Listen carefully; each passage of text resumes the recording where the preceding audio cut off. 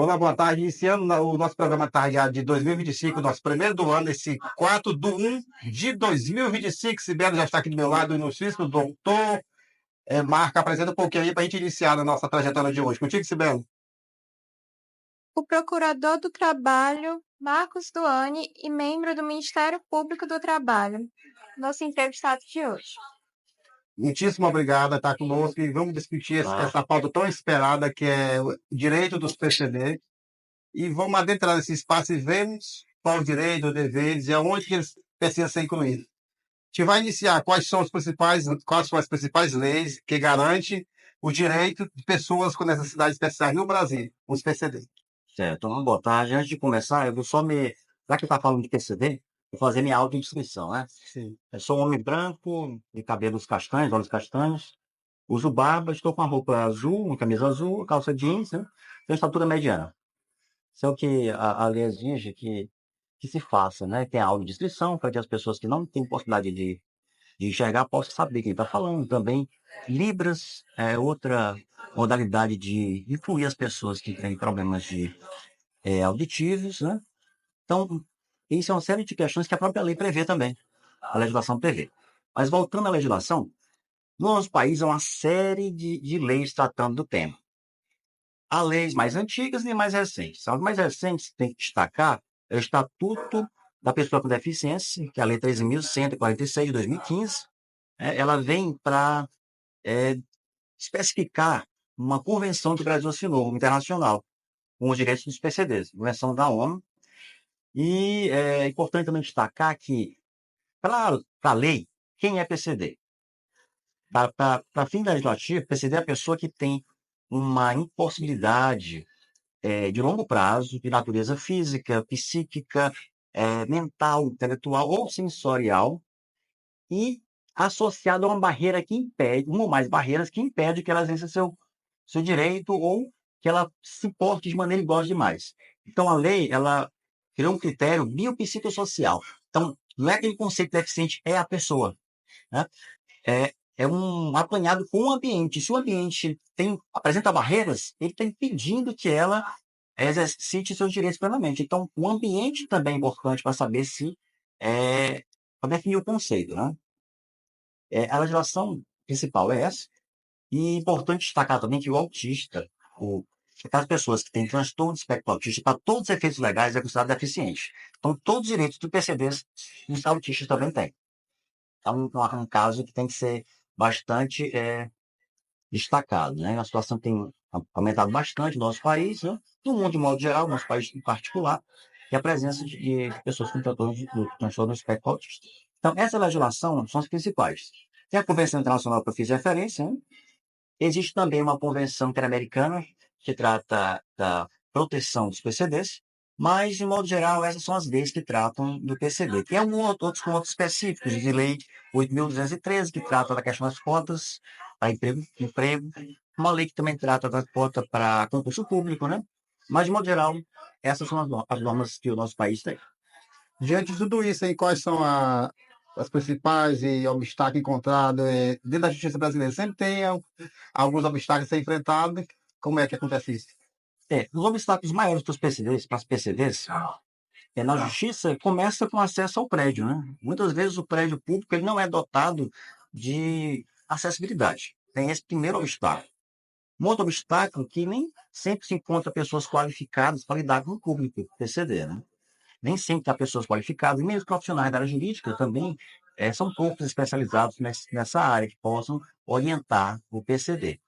Então, esses são os aspectos na área jurídica mais poderia destacar, né? A dificuldade também de acessar os sites, porque os sites, muitos deles não têm essa acessibilidade que eu falei, da audiodescrição, não tem um sistema que permita a pessoa ver por meio de Libras, ter acesso a áudios, né?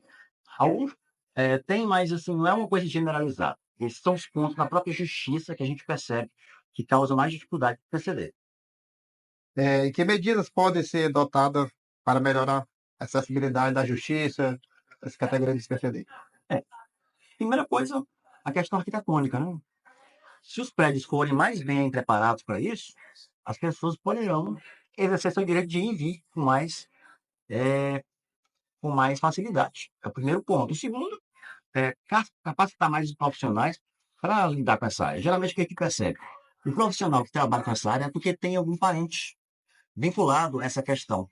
Dificilmente a pessoa, se qualquer relação de parentesco ou de familiaridade com um PCD, é envereda nessa área. Infelizmente, as pessoas, por própria natureza, não têm esse interesse de ir para essa área, né? Então, seria bom qualificar as pessoas nas próprias faculdades, ter uma cadeira específica em direitos precedentes.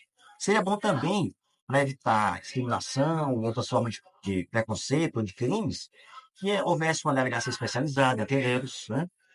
Que tivesse acessibilidade, tivesse formas de comunicação alternativas que permitisse que ele também se expressasse livremente.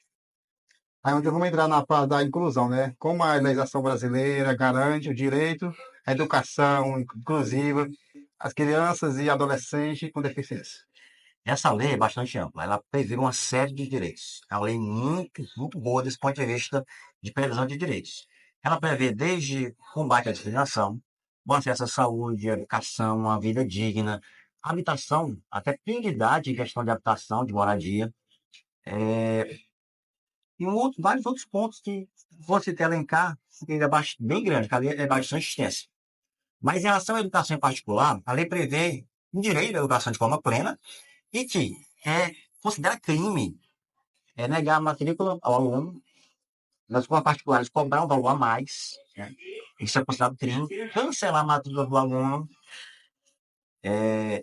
Outra questão que a lei levanta, que é importante mencionar, que aqueles que necessitam de apoio especializado têm direito a ter um profissional do lado deles, né?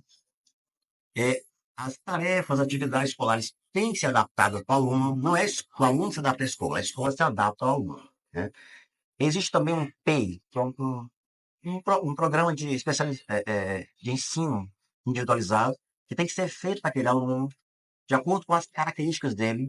Isso vale tanto para o PCD de modo geral, como para o autista em particular. Como fiz a menção no começo, para todos os efeitos legais, quem tem TEA, que é o transtorno do espectro autista, também é considerado PCD. Então, é bastante ampla essa gama, tanto a parte criminal, para punir aquele que desrespeita a lei, como a parte de ações da escola para permitir que essa pessoa continue estudando e estude com os demais alunos, né? Ele possa ser esse nivelamento, entendeu? Tem todo esse aparato para manter, né? A gente vai adentrar um pouquinho agora na área do mercado de trabalho. Como é a recepção, quais são os direitos trabalhistas específicos das pessoas com deficiência? Como é que ter esse acolhimento?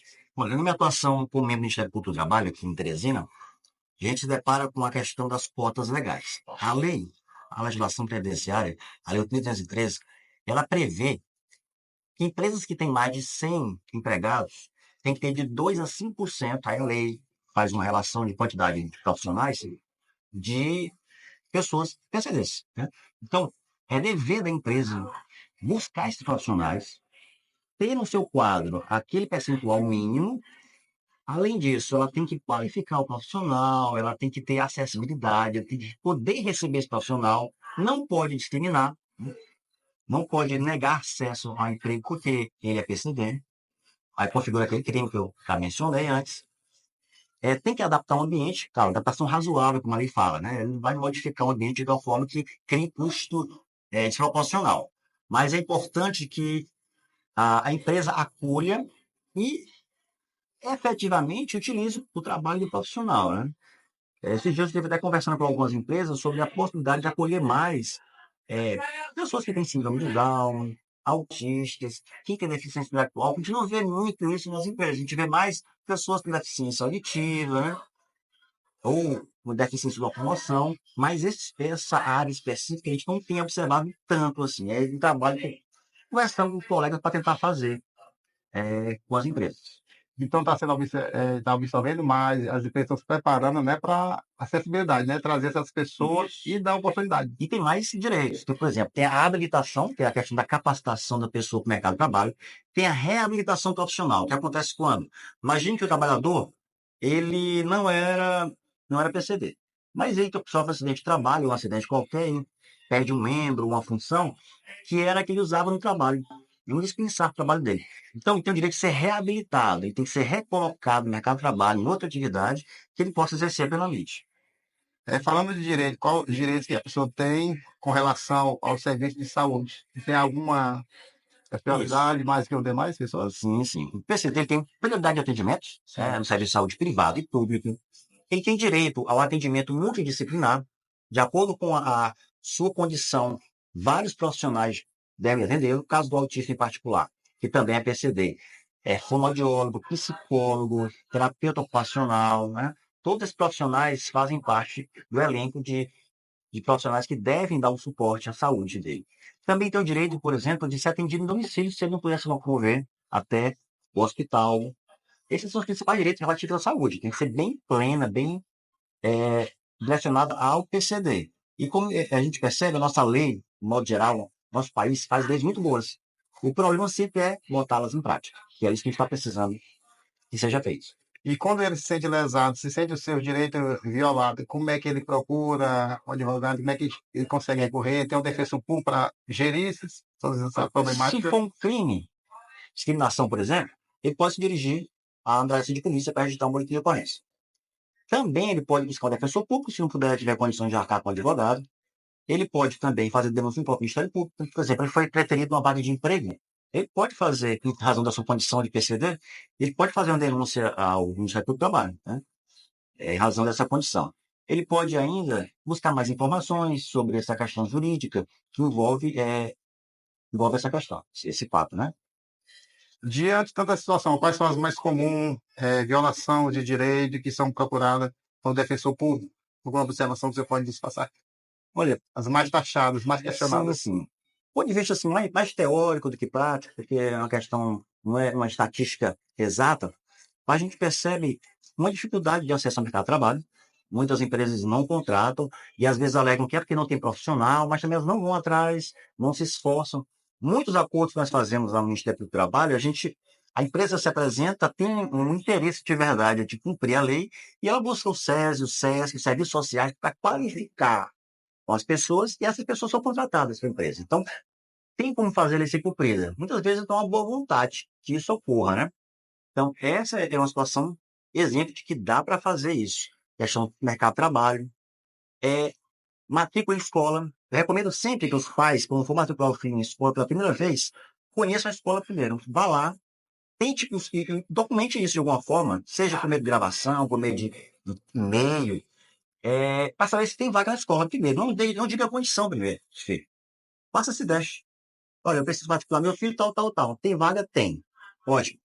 E depois, depois que tiver a confirmação por escrito disso, ou documentado de outra forma, você faz a matrícula do seu filho. Porque muitas vezes a escola, quando sabe de antemão que a criança ela é deficiente, é um PCD ou autista, ela não poderia, mas ela muitas vezes recusa. Não tem vaga. Isso é um crime até, recusar a matrícula, né? É um fato que eu recomendo que sempre se vá buscar meios de comprovar que a escola tem vaga. Ela não quer matricular porque há um desinteresse. Porque, queremos ou não, esse tipo de aluno ele vai demandar mais atenção da escola. Mas está previsto em lei, é um dever da escola garantir isso. Dever de todos nós, na verdade, do Estado, de cada um de nós. Garantir que as pessoas sejam acolhidas. Isso é questão de solidariedade, de humanidade. Né? Tem até abrindo aqui um parênteses, né? Uma frase atribuída a uma antropóloga, Margaret Mead, que diz que o primeiro fóssil de ser humano visto num fêmur cicatrizado foi ali que começou a humanidade. Porque mostrou uma pessoa que se machucou, que não podia mais acompanhar um grupo, mas que foi ajudada pelo grupo. Então isso é que é ser humano. Ser humano é olhar para o outro, é se solidarizar, é se pôr no lugar do outro, né? É ajudar. Quem não está nessa condição, infelizmente, por mais que na forma seja um ser humano, não age como ser humano. Né? Então, o ponto fundamental disso é solidariedade. É ver o outro como ser humano, que também tem direito a ter uma vida plena, como qualquer pessoa. Né? Chegou para nós aqui, um que está falando nosso roteiro, a pessoa que não tem condição de pagar um advogado, levantar um serviço de advocacia, vai um canal de acesso, que ele vai ter acesso e não vai ser negado e vai conseguir ter esse auxílio. Se for uma questão mais individual, pode buscar certamente a Defensoria Pública do Estado, que ela trata disso. Ou, dependendo do contexto, pode ser a federal também, mas geralmente as causas envolvem justiça estadual. Se for uma questão mais geral, uma prática da empresa em relação ao PCD, uma discriminação, pode buscar também o MPT para que a atuação do procurador do trabalho faça cessar esse tipo de prática, né? De modo geral, não só para a pessoa, mas para toda a comunidade de PCDs, né? Porque quando o Ministério Público atua, ele visa a garantir o direito de todos, não só daquela pessoa. A defensoria, ela atua mais com a questão individual, né? Na prática, geralmente é assim que ela atua. Nada impede que ela atue também de forma coletiva. Mas, geralmente, ela atua na questão individual. É o local mais acessível para o cidadão quando ele se sente lesado no seu direito individual. Mas, como eu disse, se houver uma questão que tem interesse coletivo, busque também o Ministério Público, o trabalho em particular. Que conselho o senhor daria para alguém que está passando por algum obstáculo, se não for procurar um advogado, como é que seria, de que forma, saber um pouco mais de seus direitos e deveres que ele pode ser amparado pela lei? Olha, ele pode buscar informações. Hoje temos a internet, tem uma vastíssima base de conhecimento, né? A internet, e quase todo mundo hoje em dia tem um telefone celular e um acesso. Se não tem em casa o acesso à internet, mas pode usar o Wi-Fi do vizinho, o Wi-Fi de outra pessoa. E se ela puder, também tem essa questão. Se ela tiver um aparelho que permita a ela, mesmo com sua deficiência, ela possa usá-lo, um aparelho que leia para ela, se ela não tem dificuldade de visão, ou um aparelho que permita que os áudios sejam convertidos em textos para quem tem problemas de audição, ela pode se informar bastante na internet, tem muita informação, sites especializados, ela pode buscar uma associação PCDs na cidade, na hora, no estado, para buscar se informar melhor. Esse é um caminho. E aí, quero só abrir um parêntese aqui para uma questão que a gente percebe muito, que é no dia a dia, a gente vê muito desrespeito à lei por parte não é do Estado, do cidadão particular. O cidadão, a gente observa muito isso em escolas, aqui no shopping também, alguns shoppings, em locais de movimentação em modo geral de estacionamento. As pessoas insistem em estacionar na vaga de PCD. A vaga de PCD não existe aquela regra de que eu vou passar 2 minutos aqui, eu vou ligar o pisca. Isso não existe. A vaga é exclusiva. Algo que é exclusivo é dele. Se você pergunta a pessoa que estaciona na vaga indevida, você botaria seu carro na garagem do seu vizinho? Você acha isso confortável? Ou você permite seu vizinho botar seu carro todo dia na sua vaga lá, ocupando o espaço que você precisa? Não. E por que você está ocupando a vaga de PCD? Aquela vaga é exclusiva. Então, tivemos no dia a dia as pessoas abusando disso. Estação da vaga de PCD, de idoso, de gestante, sem ter essa condição. A legislação exige que você, para estacionar nesse local, tem que ter o cartão. O cartão você faz em meia hora lá na S-Trans. É muito rápido para fazer. Quem tem essa condição, leva os documentos pessoais, comprovante de residência, o laudo médico, e sai com o cartão de estacionamento. Muito simples. Então, eu observo muito isso, é motivo até de muita discussão entre alguns motoristas, porque para mim é um ato de desumanidade muito grande você impedir que uma pessoa que precisa daquilo ali, que tem dificuldade na locomoção, ou uma pessoa que é autista, que tem certos rigores de rotina, que desregula se cair em lugar, se andar muito, tem uma série de condições psicológicas que a pessoa pode manifestar piorar uma condição quando ela sai dessa rotina ou desse ambiente, né? E para mim é um grave indício de desumanidade a pessoa usar uma vaga de PCD indevidamente.